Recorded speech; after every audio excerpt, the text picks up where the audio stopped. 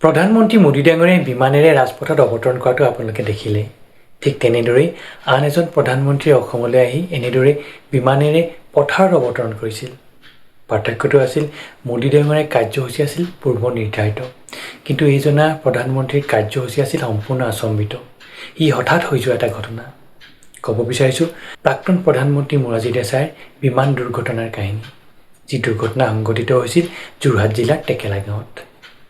সেয়া আছিল 1977 চনৰ 4 নৱেম্বৰ। সময় সন্ধিয়া 7:30। এটা প্ৰচণ্ড শব্দ আৰু অগ্নিকাণ্ড সদৃশ স্ফুলিংগ দেখি হতচকিত হৈ পৰিছিল টেকেলা গাঁওবাসী। তেওঁলোকে শব্দটোৰ উৎস বিচাৰি দৌৰি ওলাই আহিছিল। দেখিছিল পথাৰৰ মাজত এখন বিমান ভূপতিত হৈ আছে। আটাইসকলৰ মাজত হোৱা দেৱা লাগিল আৰু যেই যেনেকৈ পাৰে বিমানখনত আবদ্ধ হৈ থকা যাত্ৰীসকলক উদ্ধাৰ কৰাত নামি পৰিছিল। আৰু গাঁওবাসীৰ তৎপৰতাত প্ৰাণ ৰক্ষা পৰিছিল 16জনকৈ ব্যক্তিৰ। যি 16জনকৈ ব্যক্তিৰ ভিতৰত আছিল সেই সময়ৰ প্ৰধানমন্ত্ৰী মোৰাৰজী দেশাই, তেওঁৰ পুত্ৰ কান্তিভাই দেশাই, ইণ্টেলিজেন্স ব্যুৰোৰ মুৰব্বী জন লবৌ আৰু অৰুণাচল প্ৰদেশৰ মুখ্যমন্ত্ৰী PK থুংগন।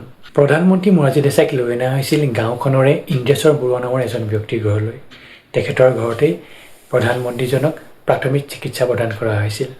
অৱশ্যে তেখেতৰ আঘাত বিশেষ গুৰুতৰ নাছিল। তেখেতে ভৰিত দুখ পাইছিল, কঁকালত দুখ পাইছিল, হাতৰ গাঁঠিটোত দুখ পাইছিল।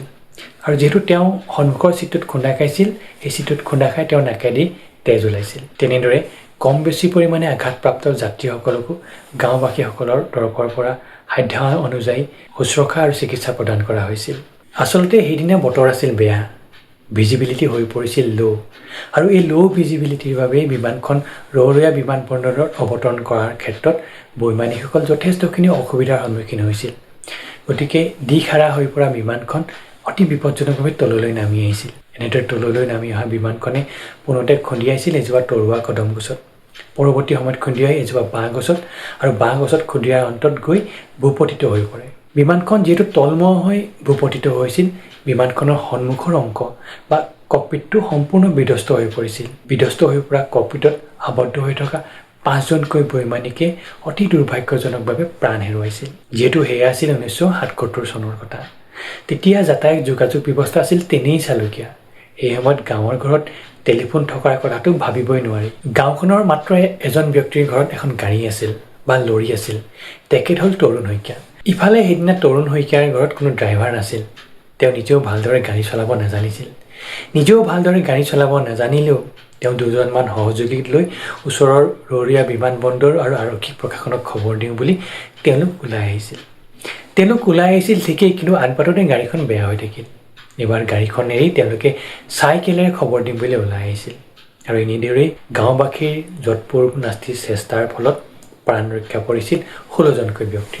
অৱশ্যে গাঁওবাসীৰ এই সহায়ৰ কথা পাহৰি যোৱা নাছিল প্ৰধানমন্ত্ৰীজনে।